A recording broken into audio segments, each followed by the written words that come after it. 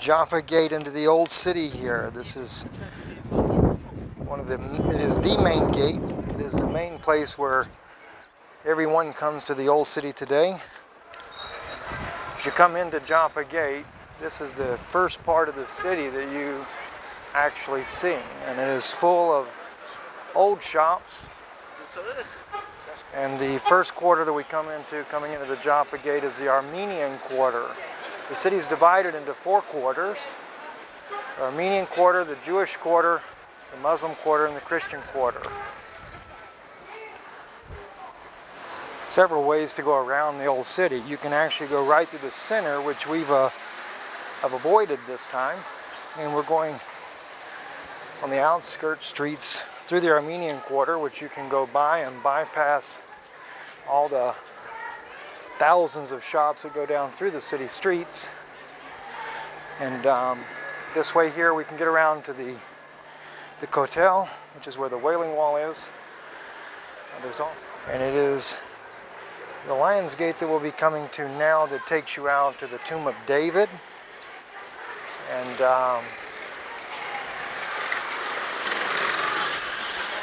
also where we will, now we're coming through the Lion's Gate, and just as we come out here, we'll be coming to the traditional spot for the Last Supper, or the upper room.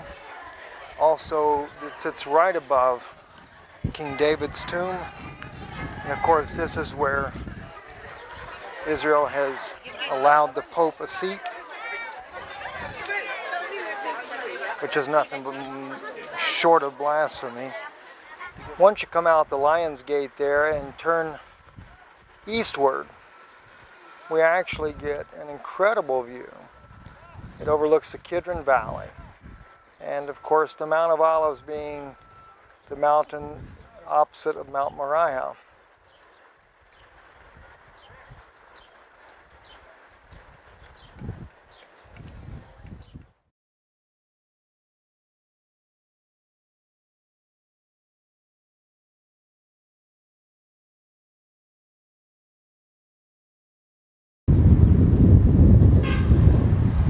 At the eastern side of the old city here. The Turkish walls here that were built over 600 years ago. The eastern gate was stoned up because they didn't want to see the prophecy of Yeshua to be fulfilled, that he would come through the eastern gate, so they stoned up this gate. And in this garden there are 2 olive trees that were dated, as I've mentioned to you before, that are approximately 2,000 years old. This here is one, and the other here we shall show you just momentarily. I cannot help but believe the reason these trees are here is because it represents the 2 anointed ones, 2 olive trees that are on either side of the golden lamp, which is Yeshua. And I believe that he prayed under these 2 trees.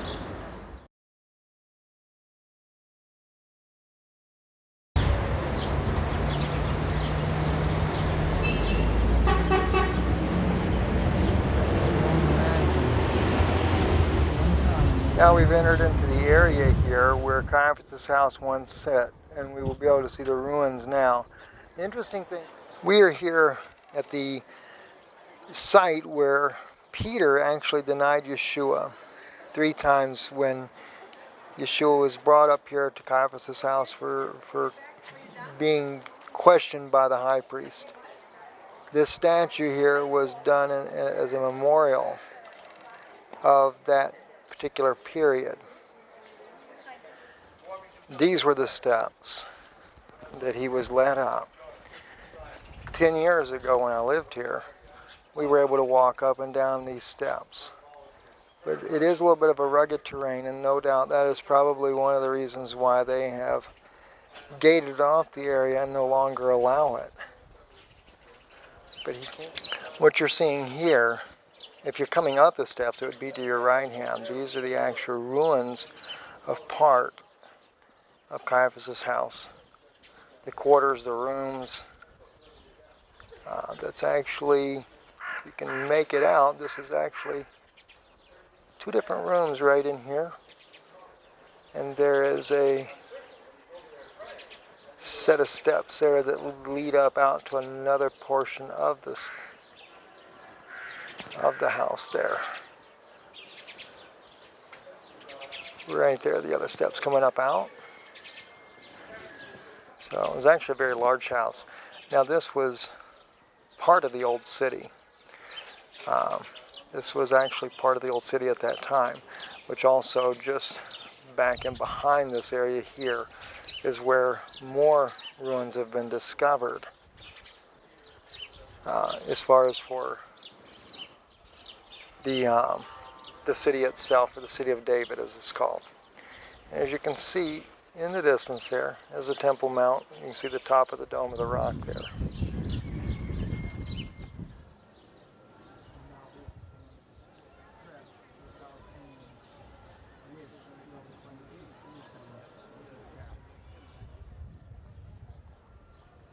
Second temple was a little bit smaller, a little bit less impressive than the first one, but things were about to change when at the end of the Second Temple period, King Herod decided to enlarge and to beautify this space. What did Herod do? And that's the beginning of 2,000 years of exile. When the Romans destroyed the Second Temple, they also tried to destroy the platform that surrounded it, and they succeeded, but only partially, which means that today we can still see some built on a series of arches. Okay? And here you see very clearly how slowly all these buildings happen to almost entirely cover up the western wall of the Temple Mount. This is how today only this part is still visible from the outside. It was only in 1967, during the Six-Day War, that the Israeli paratroopers took the control of the old city of Jerusalem and of the wall. It was 47 years ago. Since then, the wall, the Kotel, is open to everybody, Jews and non-Jews alike, at any moment of the year, by day.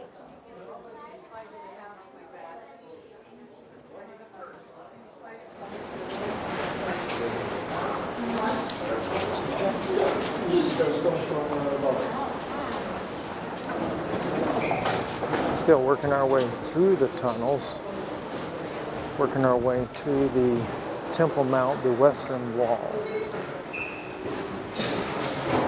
As we make this turn right here, coming down, the largest stone that was constructed from the temple wall will be seen here. No one knows how in the world they ever got this thing all the way over to here.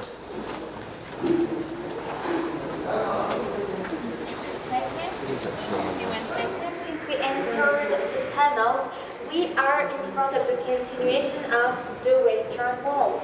And this means that these stones don't only have the same appearance, but they also have the same sanctity, the same importance as the ones which are outside the tunnels.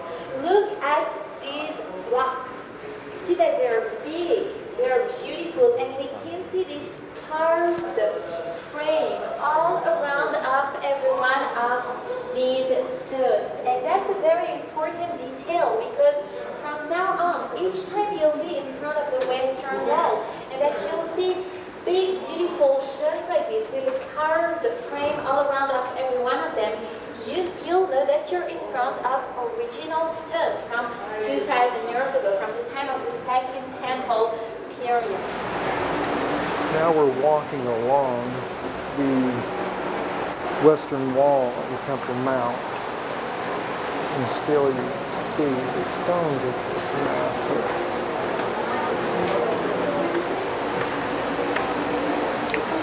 This here, as we're coming up here, this is one of the steps leading up to the Temple Mount, one of the original steps. They have sealed off this particular tunnel. This was done in modern times to keep the research up from under the Temple Mount from going on. This would have been one of the steps that Yeshua himself actually walked on.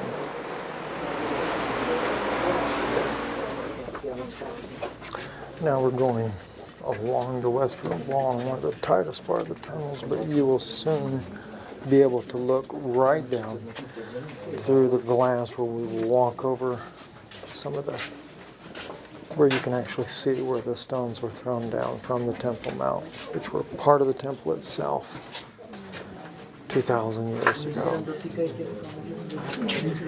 This is how you know it's the original stones, because you can see the carvings in the edge of the large stone blocks. Now you're looking down through the glass floor, and this is where the stones were toppled over from the top of the temple by the Romans. So why in the world would we allow the Romans back in Israel? Well, that's beyond me. This was a market street.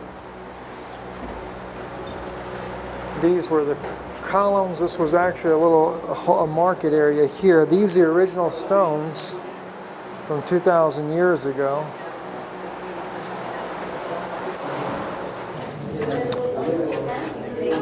We're now just kind of walking in between the mountains themselves. Up above, probably 30 feet high, is the streets. And this is where you'll find one of the natural water reservoirs that is believed that fed the water to the Temple Mount to be able to clean the sacrifice blood away, and as well for people to be able to drink.